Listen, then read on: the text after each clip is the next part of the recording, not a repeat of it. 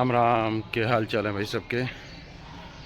और जैसे कि कल के ब्लॉग में मैंने आप लोगों को बताया था अपना जियो का एयर फाइबर, जियो का जो है नेट जो है उसके बारे में। तो आज वो लोग सुबह 11 बजे तक आने वाले थे उसको ठीक करने के लिए, लेकिन नहीं आए। सारे के सारे नदारद, ना कोई फ़ोन, और इतने सारे लोगों में से कोई भी नहीं आया। और उन्होंने मुझे एज ए कस्टमर मुझे मेरे हाल पे छोड़ दिया। तो ऐसी है यहाँ पे जियो की सर्विस, नेट की, जियो फाइबर। और दूसरी बात ये कि जियो फाइबर की जो स्पीड जो है वो बहुत स्लो है भाई। तो अगर किसी को डाउनलोड या इस तरह की सारी चीज़ें अगर करनी हो नेट लगवाने के बाद, तो वो जियो फाइबर ना लगवाएं, है ना। और बीच बीच में चला भी जाता है। तो मेरे ख्याल से जियो फाइबर ठीक नहीं है। और दूसरी बात ये, जो ये लोग नहीं बता रहे हैं, जो 706 रुपये का जो प्लान है उसमें 33 GB पर डे का दे रहे हैं ये, ठीक है। अनलिमिटेड नहीं है उसके अंदर। और अगर सारी फैसिलिटीज़ के हिसाब से देखो तो महंगा है। चाची जी राम राम। राम राम बेटा, राम राम। आओ, पूरी फुल फैमिली है। हाँ, फुल फैमिली है। देख लो, गोबर के तसले ले रहे हैं। गोबर के तसले ले रहे हैं। डंगर उंगर मारे तो बहुत फैमिली। देखो जिन्हों कह रहे हैं कि भैंसों को भी शूट कर लो, कितनी प्यारी भैंस है। लो, हमने तो सुना था आज तक कितनी प्यारी गाय हैं, या तो भैंस भी प्यारी प्यारी हैं। देख लो जी। ठीक है, जुगाड़ रही है, देख लो सारी की सारी। भी तो डेरी भीतर भी है, सुमेर चाचा के घर। हाँ, चाचा ठीक ठाक है। सब ठीक है चाचा, बढ़िया बेटा। ठीक है चाची, ठीक है। राम राम चाची। राम। तो रास्ते में चाची जी मिल गए थे। अब गांव देहात में तो सब एक दूसरे को पहचानते ही हैं। तो वहाँ से मिलकर अब थोड़ा खेतों की तरफ जा रहा हूँ। तो आज एक बात कहने का मन है, भाई गाड़ी से निकल जाए। हिंदुस्तान में मतलब कुछ होया ना हो, लेकिन घर घर गाड़ी, जो था ना घर घर मोदी, ऐसे घर घर गाड़ी। खैर, क्योंकि किसान फैमिली से हूँ, तो जब ये खेत देखता हूँ, जो ये फसल दिखाई दे रही होगी पीछे, मुझे ऐसा लगता है कि ये फसल नहीं है, ये जहर है। और ये सच बात है। ये जहर इसलिए है कि इनके अंदर जो खाद पानी, जो खाद जो डाली जा रही है, वो खाद की मात्रा, खाद से इन द सेंस मतलब जो दवाइयाँ डाली जा रही हैं, जिन दवाइयों का छिड़काव हो रहा है, या फिर यूरिया से लेकर और बाकी तमाम जितनी भी जो सारी चीज़ें हैं, पेस्टिसाइड कह सकते हैं आप, या फिर टेक्निकल चीज़ों में मैं नहीं जाता हूँ, है ना। वो इतनी डेंजरस हैं कि वो सीधा सीधा नुकसान जो है ना, वो ह्यूमंस पे पहुंचा रही है, हम सब लोगों पे पहुंचा रही है। वरना ऐसा क्या कारण है कि आज की डेट में कैंसर जो है वो इतनी तेज़ रफ्तार से बढ़ रहा है ना। कैंसर के साथ और भी बहुत सारी बीमारियां हैं। और ये खेती वाली बात तो मैं इसलिए कह सकता हूँ कि ये कोई सुनी सुनाई बात तो मैं कह नहीं रहा हूँ ये, और इसे तो मैं इसलिए कह सकता हूँ क्योंकि मैं खुद किसान हूँ, ठीक है। अब बात यह है कि इसमें गलती किसकी है। तो मुझे ऐसा लगता है कि इसकी जो सबसे बड़ी जो जिम्मेदारी जो है वो सरकार की है। वो चाहे किसी की भी हो, किसी की भी सरकार हो, है ना।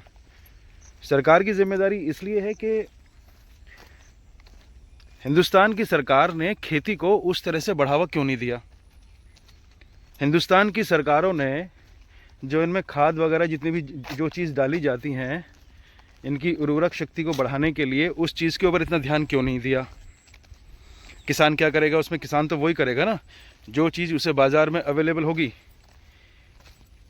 तो ये काम सरकार का है।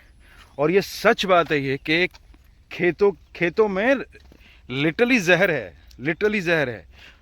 वरना ऐसा कौन सा कारण है, आज कहीं भी जो है ना पंछी चिड़ियाएँ, जो मेरे बचपन में आज से जो है 25-30 साल पहले जो दिखाई देती थी, आज की तारीख में वो सारे पंछी पक्षी परिंदे वो सब लुप्त हैं। घेरों में, घरों में गुरसल, तोते, गिलहरियाँ, चिड़ियाएँ, है ना, नीलकंठ, उल्लू, यहाँ तक के चील, है ना, मतलब चीले जो है ना, आज बचपन में हम जब देखा करते थे, और ऐसा नहीं कि बहुत पुरानी बात, कोई 100-200 साल पुरानी बात कर रहा हूँ यार, 25-30 साल पुरानी बात कर रहा हूँ। चीलों के झुंड ना आसमान में गोल गोल घुमा करते थे, और हम जो है छत पे लेट के ना उसको उनको जो है देखा करते थे।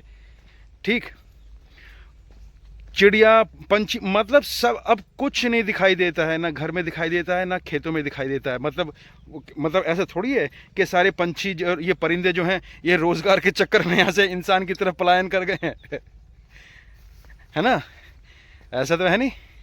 तो फिर कहाँ गई ये, कहाँ ये सारी चीज़ समाप्त हो गई? इनको समाप्त किया है इन सारी चीज़ों ने जो हम खेतों में डालते हैं। उनमें इतना जहर है भाई साहब, इतना जहर है कि आप शायद लोग अंदाज़ा भी नहीं लगा सकते हैं, है ना। और मैं फिर दोबारा इस बात को कह रहा हूँ कि इसमें किसान की कोई गलती नहीं, इसमें गलती जो है वो सरकारों की है। उसमें चाहे गन्ना हो, चाहे गेहूँ हो, चाहे सब्ज़ी हो, कोई भी हो, कोई भी चीज़ हो, वो बहुत ही डेंजरस है। और बहुत ही मतलब उसके अंदर भाई साहब लिटरली जहर है, लिटरली जहर है। इसमें थोड़ा बहुत हाथ जो मुझे ऐसा लगता है कि वो हम किसानों का भी है, जिसमें मैं भी शामिल हूँ, कि हमने भी जो है वो फसल और ज़्यादा हो और ज़्यादा से ज़्यादा मुनाफा हो, उस चक्कर में जो उनकी मात्राएं वो दिन पर दिन जो है वो बढ़ाते चले गए। तो थोड़ा बहुत कहीं ना कहीं इसके दोषी हम भी हैं, पर मुझे ऐसा लगता है कि इसकी ज़्यादा दोषी जो है वो सरकार है ना।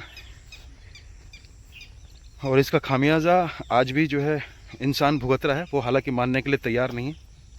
और आने वाली जो पीढ़ियां हैं वो डेफिनेटली इसका इतना बुरा भुगतान करेंगी, है ना। देखो,